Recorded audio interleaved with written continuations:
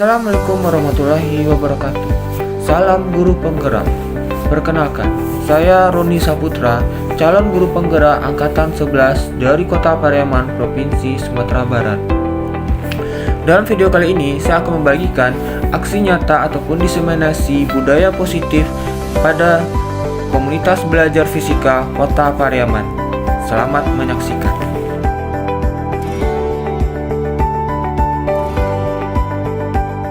Bismillahirrahmanirrahim. Assalamualaikum warahmatullahi wabarakatuh.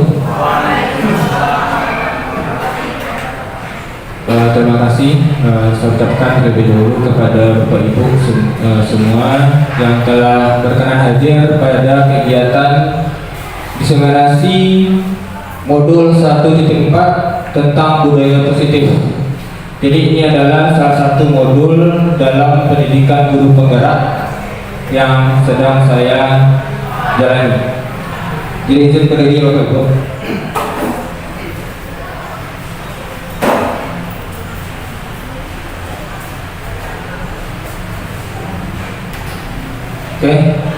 Jadi dalam modul 1.4 ini ada 6 materi tentang bagaimana implementasi budaya positif di satuan pendidikan. Jadi yang pertama adalah disiplin positif dan nilai-nilai kebajikan universal, teori motivasi, hukuman dan penghargaan dan restitusi. Ketiga, keyakinan kelas.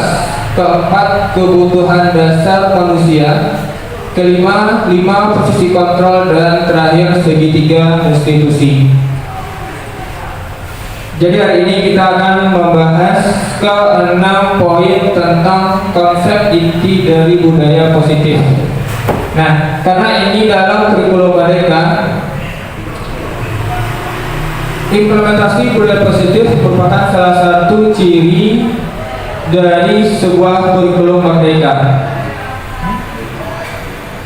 Baiklah, kita mulai yang pertama. Jadi ini ada pertanyaan pemantik dari konsep budaya positif. Apakah Bapak Ibu setuju dengan pernyataan ini? Pertama, hukuman dapat mendisiplinkan anak. Nah, jadi selama ini dalam pandangan kita, ketika kita memberikan hukuman kepada murid atau siswa, kita beranggapan itu dapat mendisiplinkan. Nah, ini apakah berdasarkan teori budaya positif, apakah ini masih benar, masih berlaku atau tidak? Berikutnya adalah pemberian hukuman dan hal positif seperti membaca dan membersihkan halaman sekolah dapat meningkatkan disiplin anak. Nah, jadi kita akan melihat sinkronisasi atas hukuman ini. Ketika anak terlambat, kita minta mencabut rumput, apakah nanti itu adalah salah satu bagian dari budaya positif? Terakhir adalah memberikan penghargaan dapat meningkatkan motivasi belajar anak. Nah, di sini kita sering memberikan reward, penghargaan. Nah, apakah itu 100% dapat meningkatkan motivasi belajar?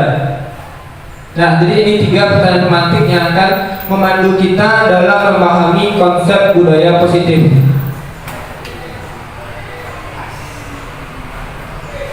Mari kita bahas satu persatu.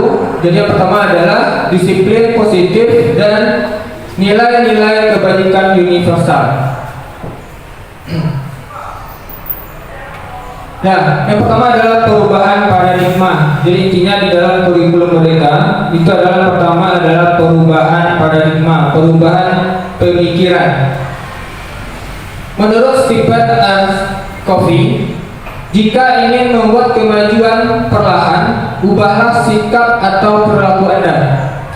Tetapi jika ingin memperbaiki cara-cara utama kita, maka kita perlu mengubah cara kerangka acuan. Nah, jadi mungkin kita di dalam fisika itu sudah sering mendengar istilah kerangka acuan. Nah, ubahlah cara Anda melihat dunia, ubahlah cara Anda berpikir tentang manusia, dan ubahlah paradigma Anda. Jadi dalam implementasi budaya positif, itu yang pertama adalah merubah paradigma selama ini. Oke. Menurut Dr. William Glasser ada beberapa miskonsepsi tentang teori kontrol, karena kita sebagai guru sering mengontrol siswa. Nah, jadi menurut William Glasser ada beberapa miskonsepsi yang perlu diluruskan. Itu yang pertama adalah ilusi guru dapat mengontrol murid. Nah, jadi mungkin ini sering kita lakukan di kelas. Berikutnya adalah ilusi bahwa kritik dan membuat orang merasa bersalah itu dapat menguatkan karakter. Yang ketiga adalah ilusi bahwa semua penguatan positif itu efektif dan bermanfaat. Nah, di sini ternyata tidak selamanya bahwa penguatan positif yang kita berikan terhadap murid itu efektif dan bermanfaat. Keempat, orang dewasa memiliki hak untuk memaksa. Nah, jadi inilah keempat miskonsepsi yang perlu diluruskan menurut Dr. William Glasser.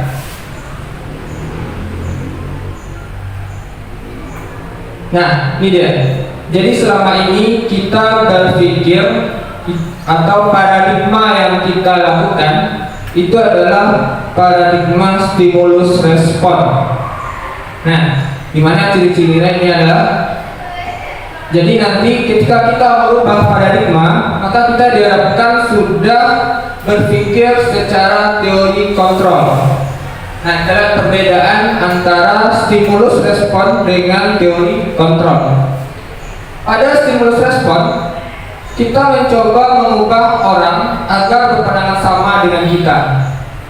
Nah, padahal pada secara teori kontrol, kita berusaha memahami pandangan orang lain. Jadi kita tidak bisa menyamakan pandangan kita sama pandangan orang lain sama dengan diri kita. Berikutnya adalah perilaku buruk dilihat sebagai suatu kesalahan.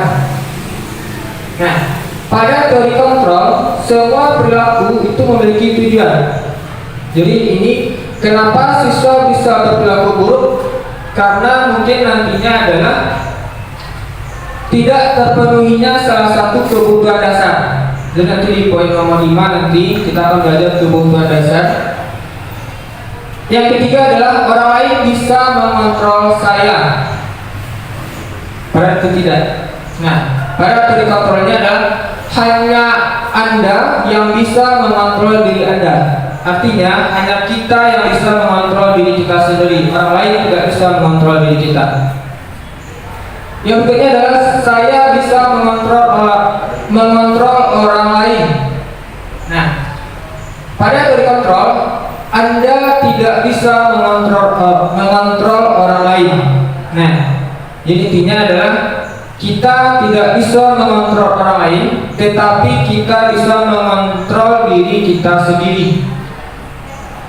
Yang berikutnya adalah pemaksaan ada pada saat rujukan gagal. Nah, jadi ini sering ketika kita merujuk siswa, ketika tidak bertemu titik temunya dan keluarnya, maka muncul pemaksaan. Pada teori kontrol itu yang ada adalah kolaborasi dan konsensus, sehingga nanti tercipta pilihan-pilihan. Terakhir, pada stimulus respon itu model berpikirnya adalah menang atau kalah. Sedangkan pada teori kontrol itu model berpikirnya adalah menang dan menang. Nah, disinilah perubahan atau perbedaan antara paradigma stimulus respon dengan teori kontrol. Nah, jadi selama ini kita masih berada di stimulus respon. Nah, jadi untuk melaksanakan budaya positif dengan baik, maka kita tentunya berubah dari yang paradigma stimulus respon menjadi teori kontrol. Nah, mari kita berdiskusi. Dalam rangka menciptakan lingkungan positif, salah satu strategi yang perlu kita tinjau kembali adalah penerapan disiplin di sekolah. Jadi agar budaya positif terlaksana itu adalah melalui disiplin. Disiplin adalah kata yang sudah sering kita dengar, kita ucapkan, bahkan kita terapkan dalam kehidupan nyata di sekolah. Menurut Bapak Ibu, apa makna disiplin itu sendiri? Nah, menurut Bapak Ibu, makna disiplin itu apa?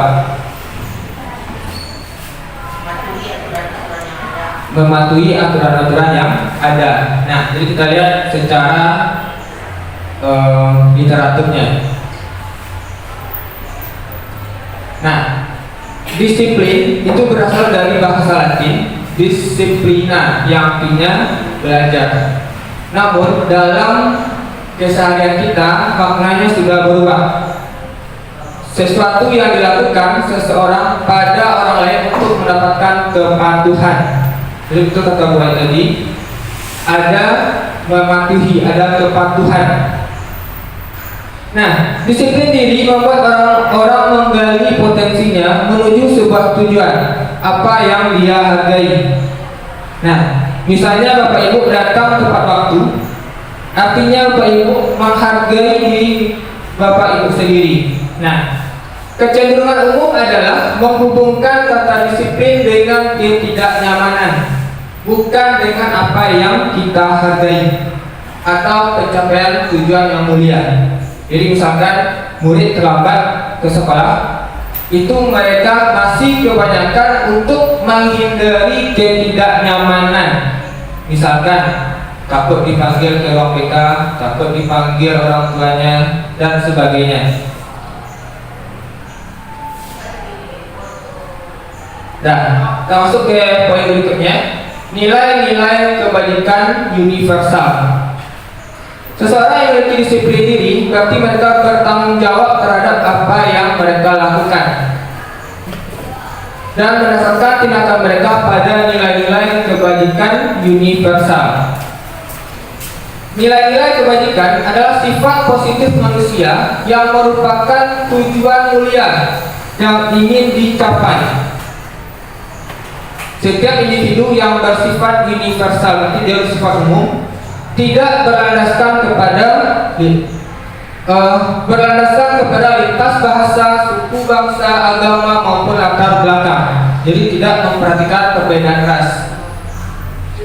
Nah, di dalam implementasi kurikulum mereka, nilai-nilai kebajikan universal itulah yang tergambar di dalam profil belajar Pancasila.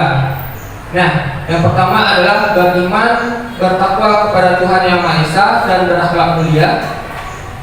Yang kedua, berkebinekaan global. Ketiga, bergotong royong. Keempat, kreatif. Kelima, bernalar kritis. Dan terakhir adalah mandiri. Nah, inilah nilai-nilai kebajikan universal nanti yang akan sesuai dengan implementasi budaya positif tadi.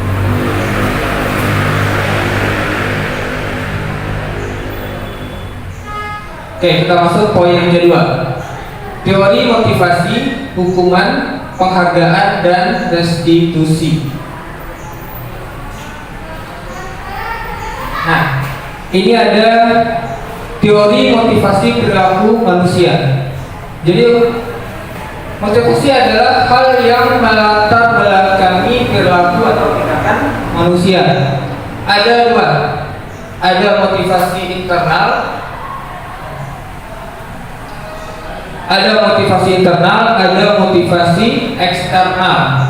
Kalau internal berarti motivasi yang berasal dari dalam diri manusia itu sendiri. Sedangkan pada eksternal itu berasal dari lingkungan, dari luar.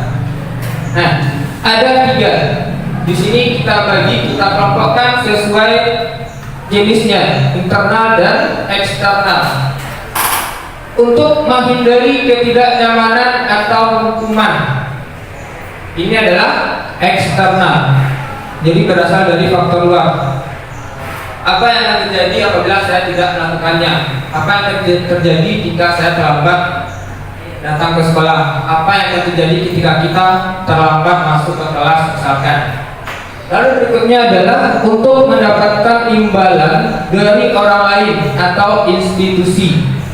Nah, misalkan datang tepat waktu, untuk mendapatkan penghargaan dari kepala sekolah misalkan, maka ini motivasinya adalah motivasi eksternal. Atau melakukan sesuatu itu mengharapkan imbalan. Yang ketiga adalah untuk menghargai diri sendiri. Nah, inilah yang paling tinggi grade-nya, yaitu adalah motivasi internal, artinya sudah berasal dari dalam diri kita sendiri.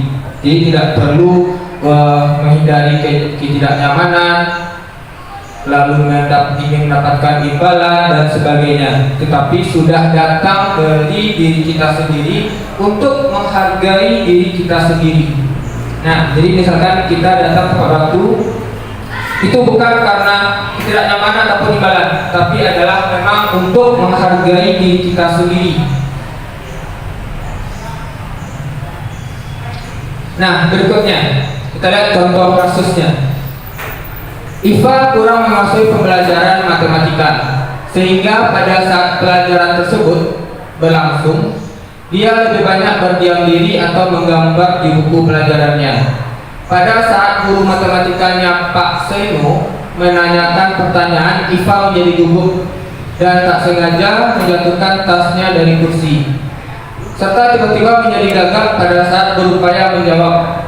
Seluruh kelas pun tertawa melihat perilaku Iva yang bicara tergagap-gagap dan terkejut tersebut. Pak Seno pada saat itu membiarkan teman-teman Iva menertawakan Iva yang tergagap-gagap dan malu luar biasa, dan malahan minta Iva untuk maju ke depan dan berdiri di depan kelas sambil menunjuk hidungnya karena tidak bisa menjawab pertanyaan dari Pak Seno.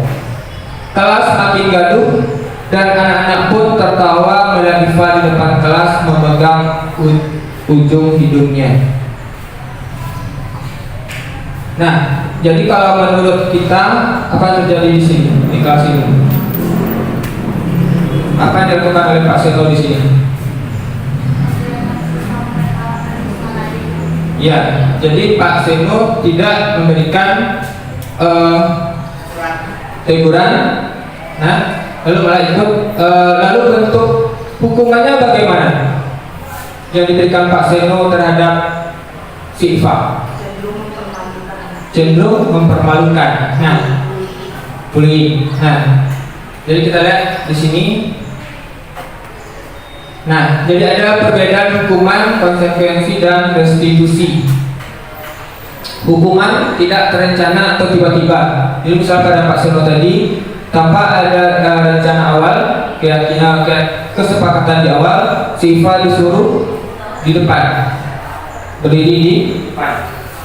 Yang kedua, murid tidak tahu apa yang akan terjadi atau tidak dilibatkan.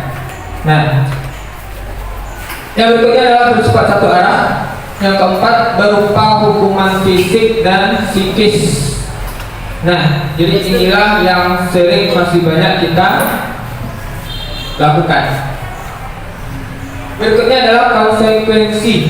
Jadi ini naik ke atas, setelah hukuman naik menjadi konsekuensi. Itu sudah terencana atau disepakati sesuai peraturan. Murid tetap dibuat tidak nyaman. Sikap guru selalu memonitor murid. Jadi misalnya pada saat kita di awal bikin kesepakatan kelas, ketika misalkan siswa membuat kesepakatan kelas, ketika terlambat datang bagaimana Pak? Misalkan dikasih sanksi nyanyi misalkan, lalu setiap pertemuan kita ingatkan ini terus. Nah, itu masalah konsekuensi. Nah, ini yang terakhir, yang grade-nya paling tinggi, restitusi. Nah, jadi dalam implementasi budaya positif, restitusi inilah yang dituntut kepada kita sekarang, melaksanakan pembimbingan itu melalui kegiatan restitusi, di mana di sini kita menciptakan kondisi bagi murid untuk memperbaiki kesalahannya. Bukan menghukum lagi, bukan memonitor, tapi adalah mengajak murid untuk bagaimana memperbaiki kesalahannya.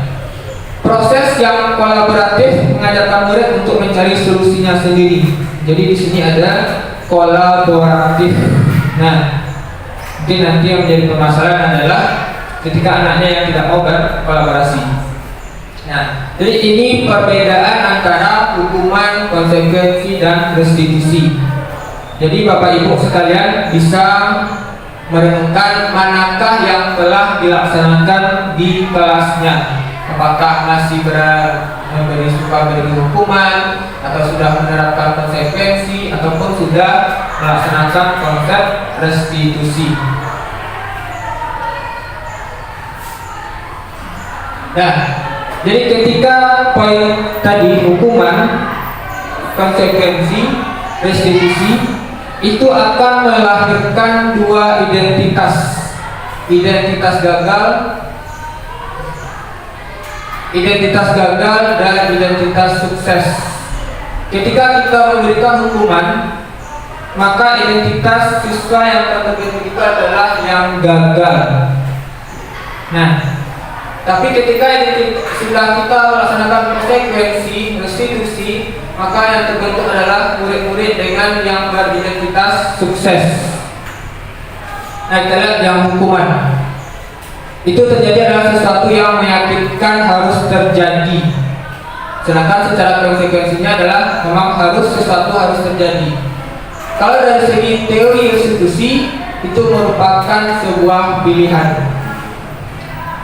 Hukuman tidak nyaman untuk murid dalam jangka waktu yang panjang karena bisa menimbulkan trauma, dendam, dan sebagainya. Lalu dari segi konsekuensi tidak nyaman untuk murid dalam jangka waktu yang pendek. Terakhir, untuk restitusi menguatkan untuk murid dalam jangka waktu yang panjang.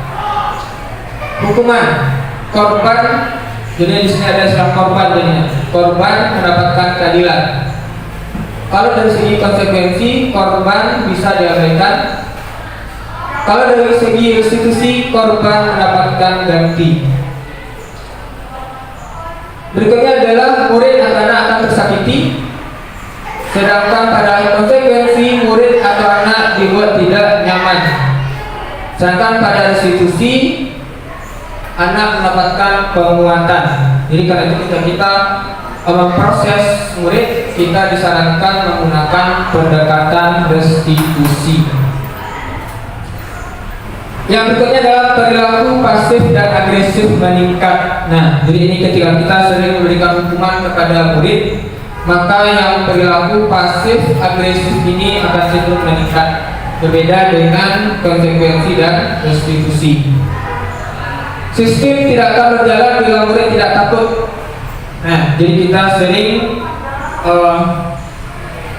senang kalau murid itu takut kepada kita. Sedangkan pada konsekuensi memerlukan monitoring dan supervisi terus-menerus dari guru. Kalau restitusi, murid belajar bertanggung jawab. Jadi kan itu tadi, ketika restitusi kita berkolaborasi untuk mencari penyelesaian masalahnya, sehingga murid akan merasa atau belajar untuk bertanggung jawab.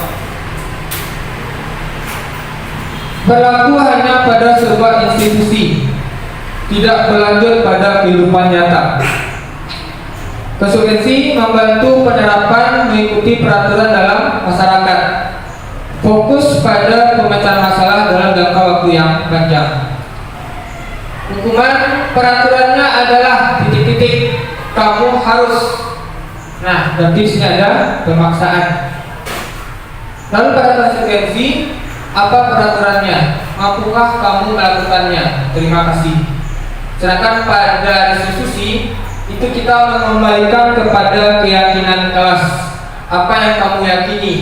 Apa yang kamu lakukan untuk memperbaiki masalah ini? Terakhir, murid atau anak membenci peraturan. Nah, karena mereka menganggap ini adalah sebuah paksaan dan hukuman nantinya. Sedangkan pada konsekuensi, murid akan menghormati peraturan. Selain restitusi, menghormati dirinya dan orang lain. Nah, jadi memang dalam kurikulum Merdeka, inilah yang dituntutnya kita melaksanakan pendidikan atau pembelajaran dengan menerapkan konsep restitusi. Oke, berikutnya adalah keyakinan kelas. Keyakinan kelas adalah pernyataan-pernyataan yang disepakati. Jadi di sini ada kesepakatan bersama oleh guru dan murid.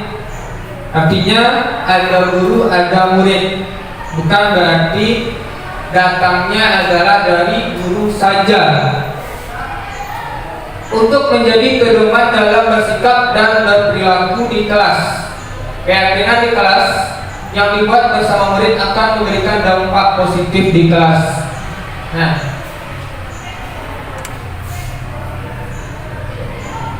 mengapa kita membuat keyakinan kelas, tidak peraturan kelas? Nah, ini adalah alasannya adalah untuk mendukung motivasi intrinsik tadi, motivasi internal yang berasal dari dalam diri. Jadi kita kembalikan ke nilai-nilai atau keyakinan yang lebih menggerakkan seseorang dibandingkan mengikuti serangkaian peraturan-peraturan. Jadi kalau kita membuatnya peraturan, maka motivasinya menjadi internal atau eksternal. Eksternal. Nah, jadi untuk menerapkan motivasi atau menumbuhkan motivasi intrinsik, maka kita menerapkanlah keyakinan kelas.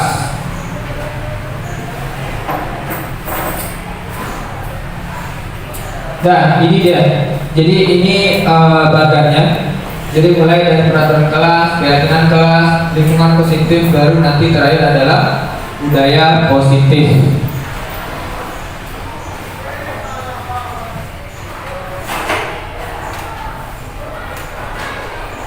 Oke, jadi sini mana yang merupakan keyakinan kelas? Mengapa? Yang mana yang merupakan keyakinan kelas? Lalu mengapa? Jadi ada ini TK Dharma Wanita Persatuan 1, kesempatan kelasnya datang tepat waktu, mengucapkan salam, menjaga kebersihan, berdoa sebelum dan sesudah kegiatan, aktif dalam pembelajaran. Nah, jadi dalam menyusun keyakinan kelas itu kalimat yang kita gunakan adalah kalimat positif. Jadi misalkan dilarang datang terlambat, itu negatif atau positif? Kalimat negatif. Jadi kita gunakan kalimat positif, misalkan datang tepat waktu atau sebagainya. Jadi memang untuk keyakinan, karena kita mengembalikan atau ke nilai-nilai kebajikan tadi. Oke, jadi ini peraturan kelas. Selalu kembalikan buku ke tempatnya. Maka nilai keyakinannya nanti adalah tanggung jawab. Dilarang mengganggu orang lain, maka nilai keyakinan kelasnya adalah menghormati orang lain. Hadir di sekolah 15 menit sebelum pembelajaran dimulai. Nanti di sini keyakinan kelasnya adalah menghormati orang lain dan komitmen. Dilarang melakukan kekerasan, maka nanti keyakinan kelasnya keselamatan, menghormati orang lain. Dilarang memakan narkoba, kesehatan, dan sampai nanti jalan berlari di kelas atau koridor, itu adalah nilai keyakinan kelasnya adalah keselamatan dan keamanan. Tadi contohnya yang saya buat di kelas 12/4. Nah, kita masuk poin keempat, kebutuhan dasar manusia. Nah, jadi inilah kaitannya dengan teori motivasi tadi. Jadi ada 3.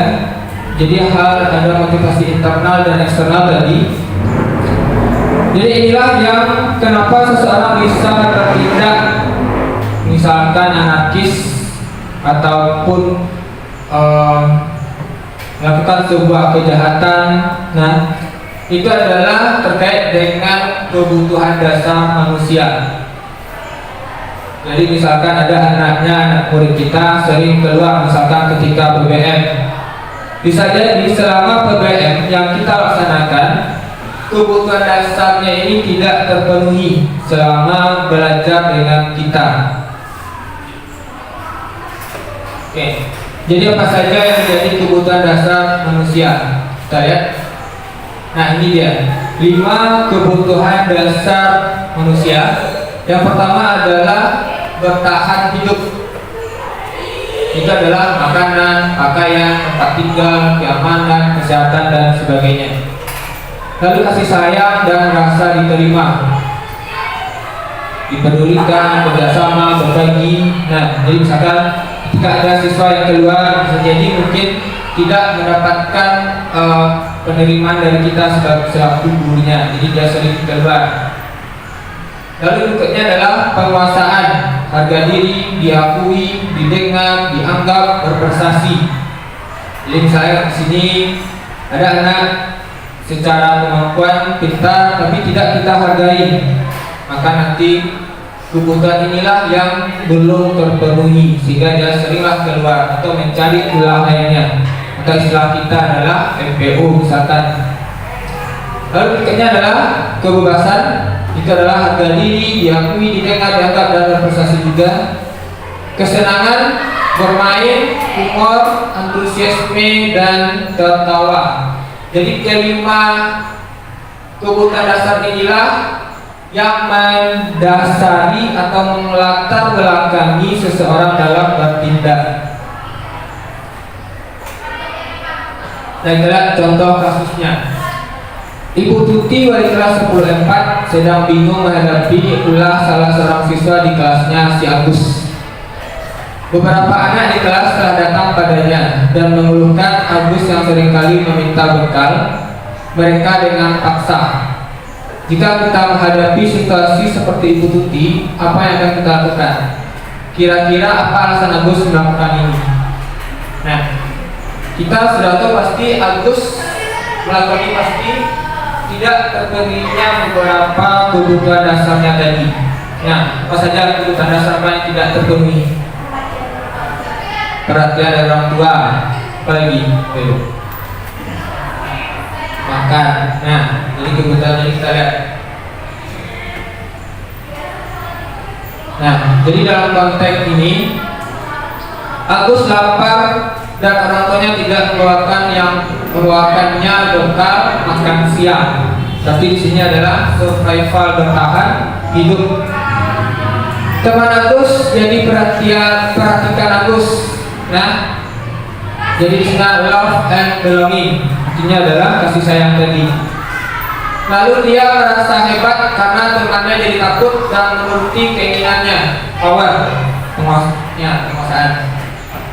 Lalu Agus merasa bosan dengan bekal yang dibawakan orang tuanya karena selalu bekal yang sama. Jadi ini freedom, kebebasan. Lalu terakhir, Agus hanya iseng dan menikmati ekspresi wajah temannya yang kesal. Nah, disini adalah fun, kesenangan. Jadi ketika anak sudah merasa senang melihat orang lain, maka dia fun lagi semuanya. Jadi ternyata pada si Agus kelima kebutuhan dasar tadi belum terpenuhi. Oke, berikutnya adalah mari kita diskusi sejenak apa dampak yang ditimbulkan jika ada satu atau lebih kebutuhan dasar manusia tidak terpenuhi. Bagaimana Bapak Ibu? Jika ada apa dampak yang akan terjadi jika satu saja 5 kebutuhan dasar tadi tidak terpenuhi? Apa terjadi? Uring-uringan. Ya, jadi pasti akan menimbulkan masalah-masalah. Nah, ketika kebutuhan dasar tadi tidak terpenuhi. Nah, jadi inilah nanti yang akan terjadi pada diri siswa kita. Ketika mereka bermasalah, ketika mereka membuat sebuah tindakan yang merugikan, pastinya ada kelima kebutuhan dasar tadi yang belum terpenuhi. Nah, jadi sebagai guru, itulah kita menyelidikinya, kenapa dia bisa berbuat seperti itu. Oke, yang kelima, 5 posisi kontrol dari seorang guru. Nah, ini dia.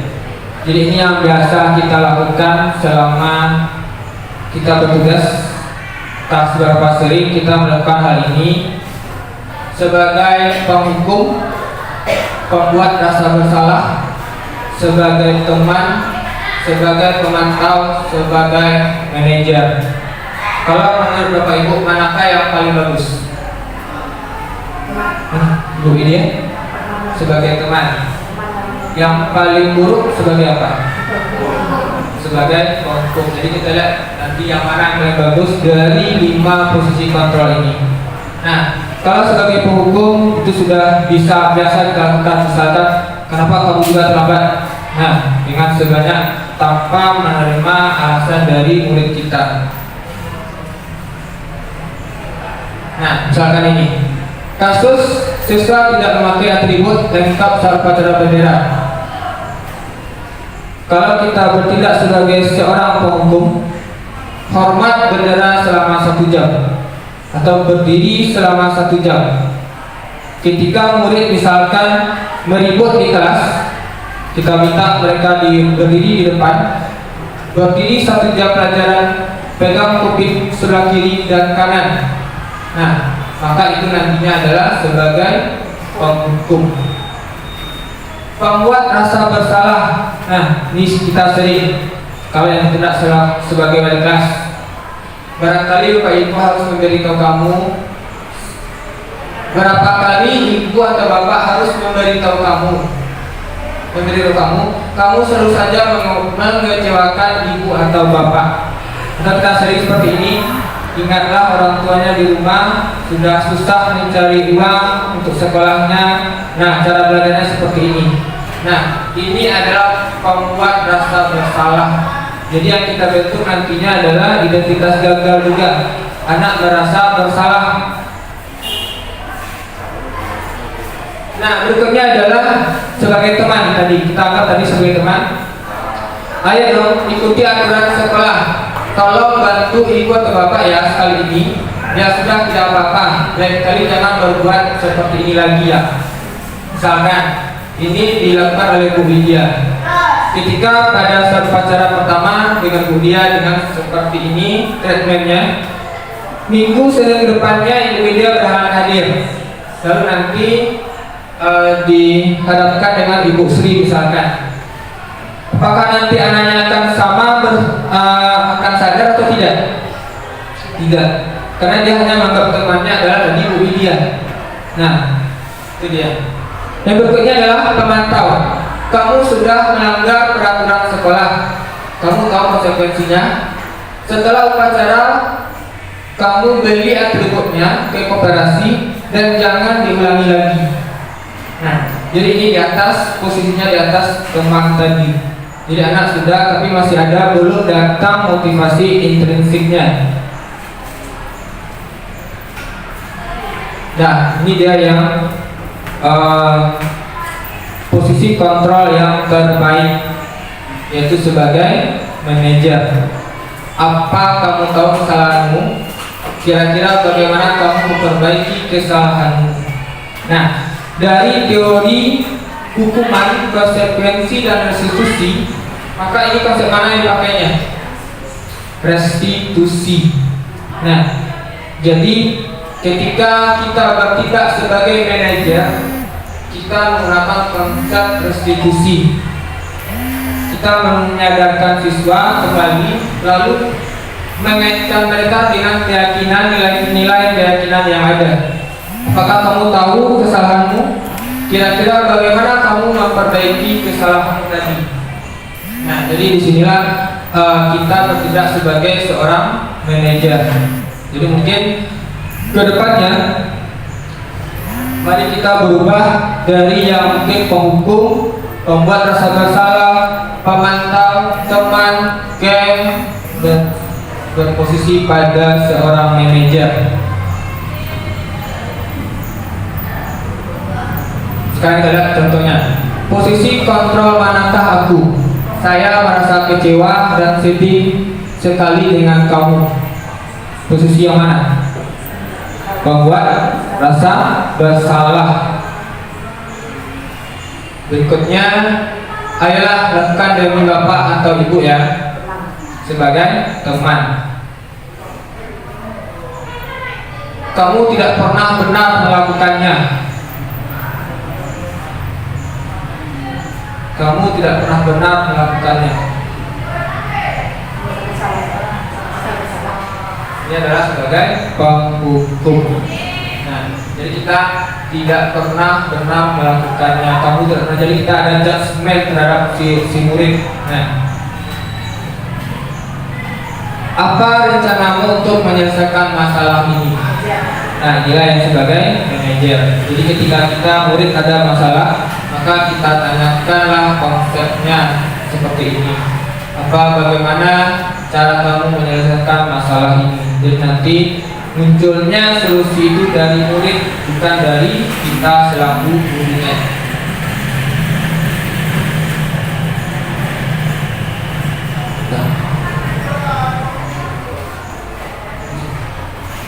Kamu tidak pernah mendapat nilai jika tidak mengerjakan tugas. Ini mana? Pemantau. Nah, jadi dia dipantau terus dengan nilai tadi. Jadi kalau dia tidak mengerjakan tugas, tentu dia dapat nilai. Nilailah pemantaunya. Oke, yang keenam terakhir segitiga restitusi. Nah, jadi di dalam kurikulum Merdeka, implementasinya akan berhasil jika kita melaksanakan segitiga restitusi. Jadi tidak akan ada anak yang terlalu bermasalah jika kita melaksanakan restitusi ini. Oke, jadi segitiga restitusi adalah suatu tahapan proses dialog. Nah, jadi ada dialog yang dijalankan oleh guru agar dapat menghasilkan murid yang bertanggung jawab dan mandiri. Nah, jadi di sini pada segitiga restitusi itu ada proses dialog, ada kolaborasi antara murid dengan guru. Yang namanya segitiga pasti berbentuk segitiga. Nah, jadi nanti ada 3 sisi. Yang pertama dia adalah menstabilkan identitas. Yang kedua adalah validasi kebutuhan. Keempat, menanyakan keyakinan. Ini statistik validasi tindakan yang salah. Yang ketiga adalah menanyakan keyakinan.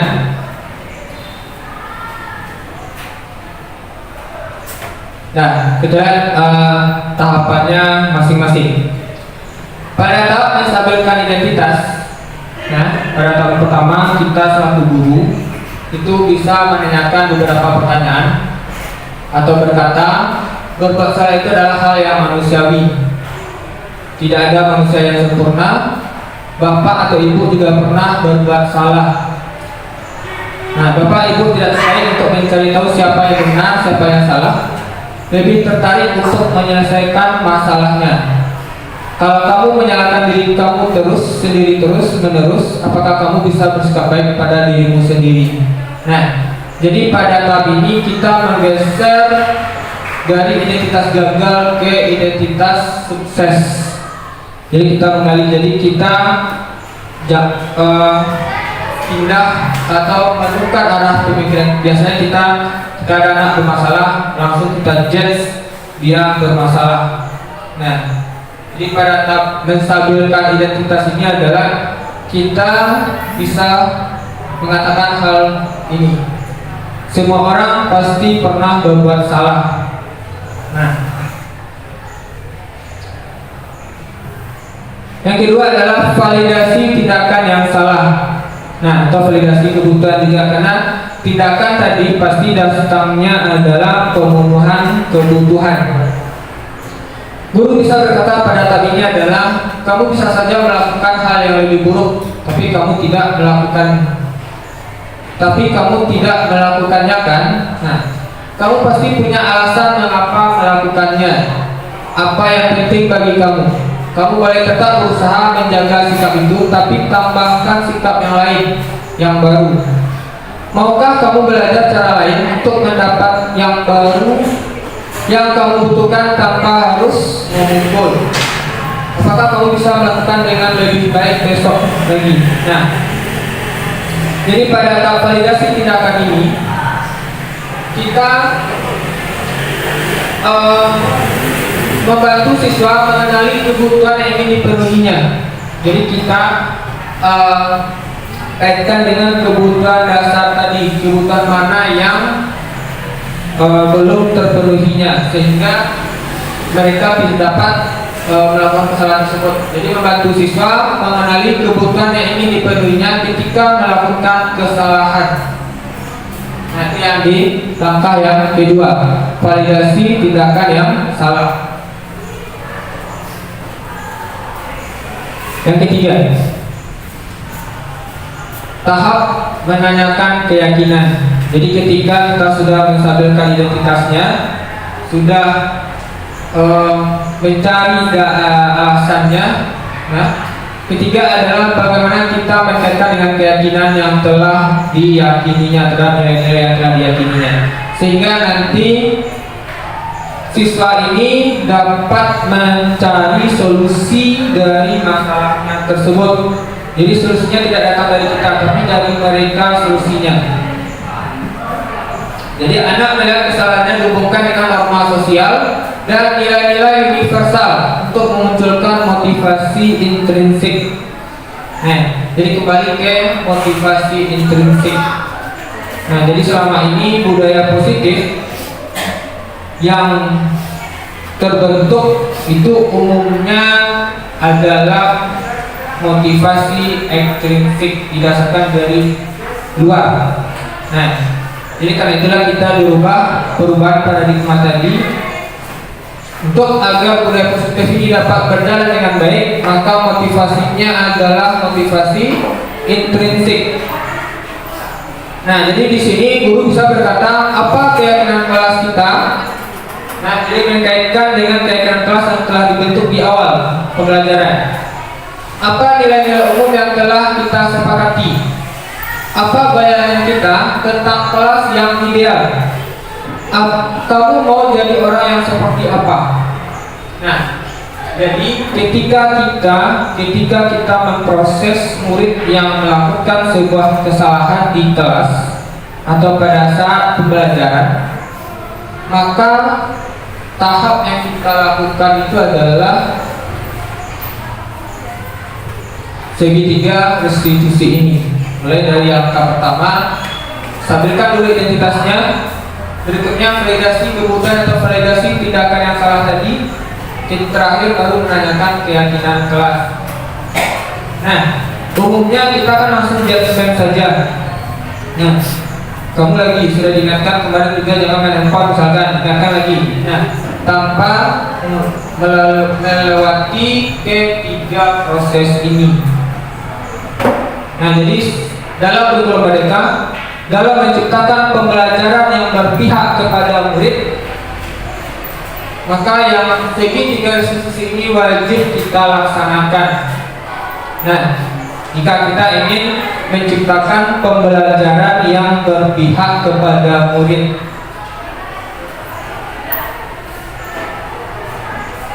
Itu tadi ketiga tahap restitusi. Nah, jadi sudah sampai di penutup. Dalam penerapan program budaya positif, hendaknya guru memiliki standar kepribadian, profesional dan sosial yang baik, di mana guru mampu merefleksikan dirinya dalam posisi kontrol saat ini. Bagaimana perjalanan dirinya sebagai among, manajer yang menuntun. Jadi sini ada kata menuntun.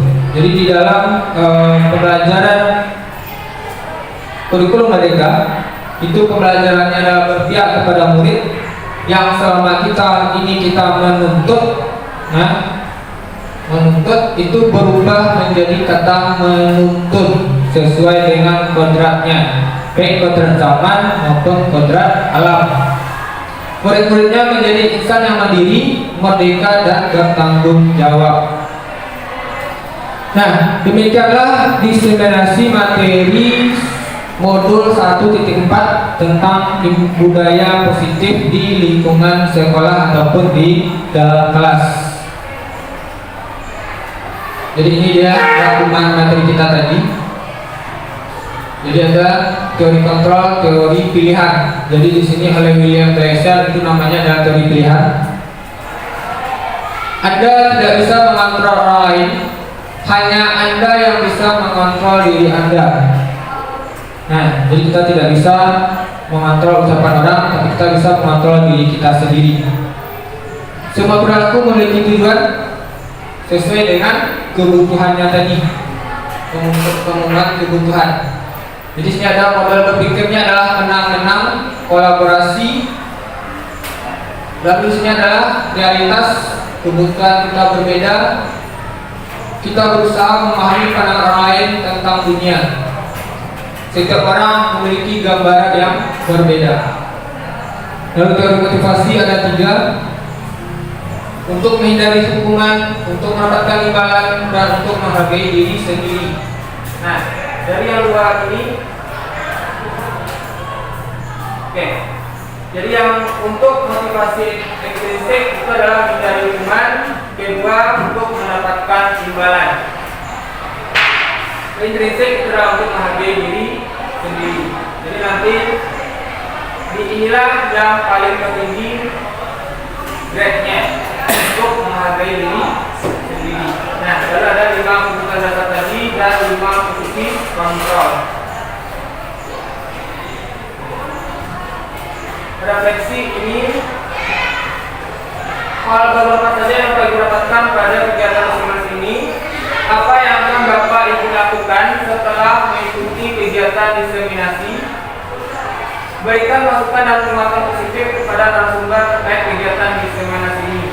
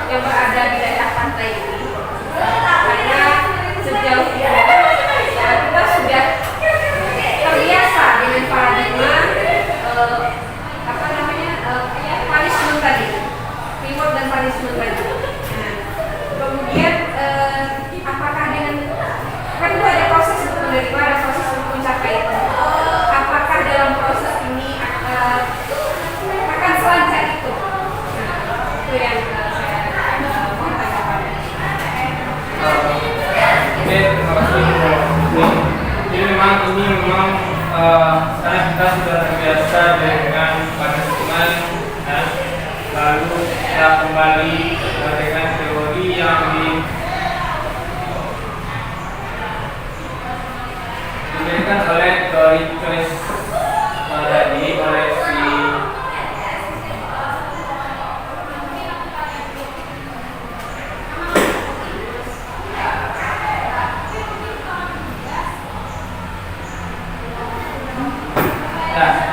jadi di sini kan biasanya kita adalah teori yang kita gunakan adalah stimulus response. Nah, dengan adalah tadi membiasakan punishment dalam setiap prosesan masalah siswa. Nah, memang ini tidak mudah.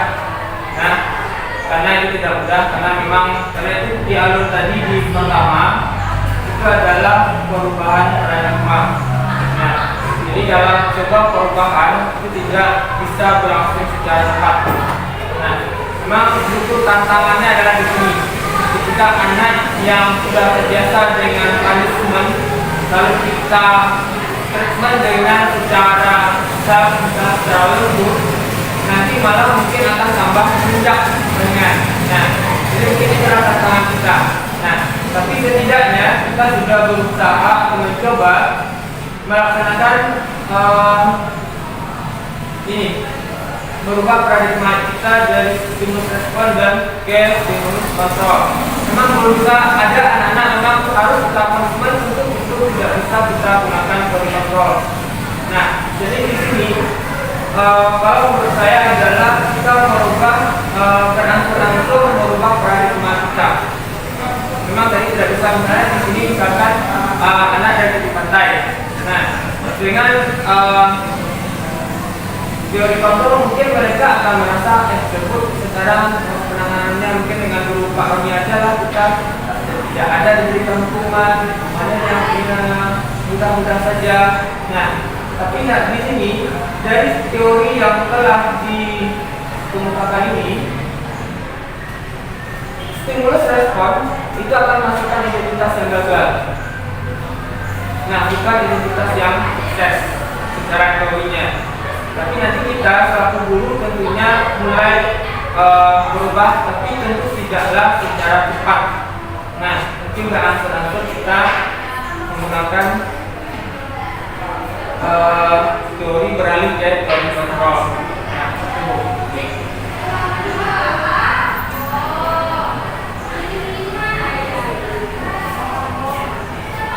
ya, datang.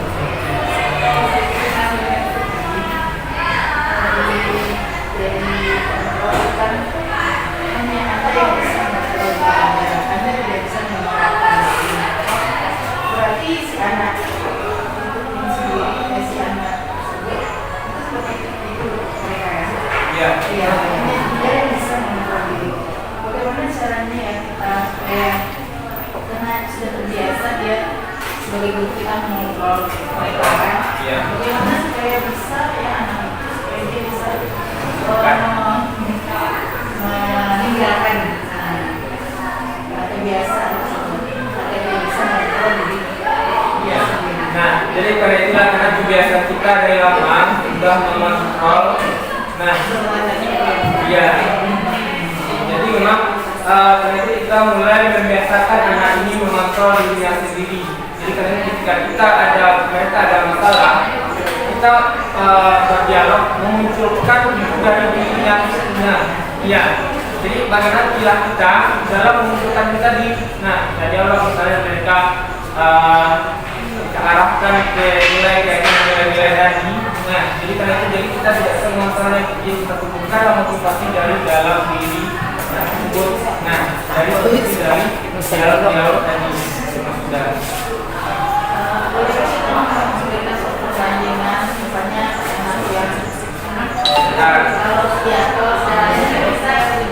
Menggantikan, ya.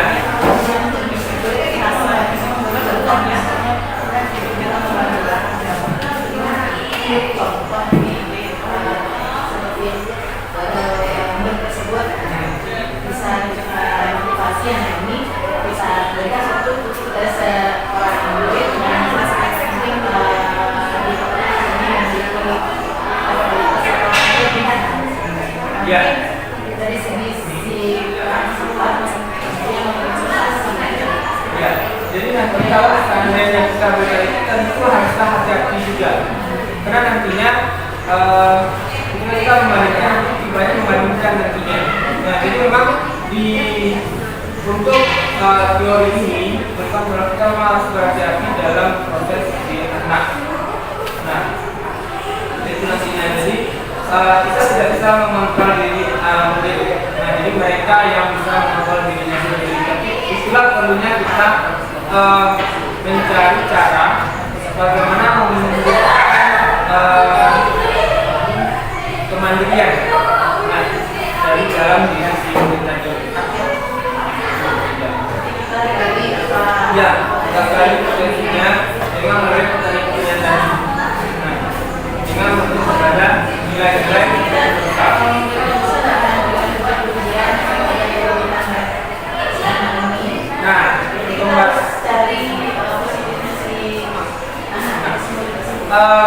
kembali kita ke pertanyaan di awal. Penghargaan reward, nah itu bisa menjadi hukuman bagi si anak. Ketika misalnya institusi misalkan dikasih reward terus, nah maka dia akan berpikir dia harus tampil sempurna terus di tempat yang misalkan. Nah, jadi reward selama ini kita harus anggapkan reward itu adalah motivasi, tapi juga hukuman. Jadi itu mungkin tanggapan dari saya. Mungkin bisa kita gunakan secara daring. Jadi silakan Bapak Ibu pindah.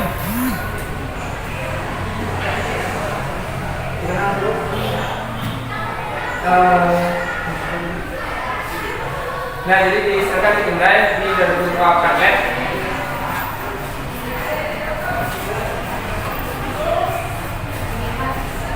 Kelihatan?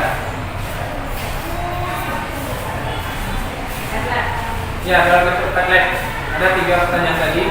Mohon Bapak Ibu mengisinya sebentar.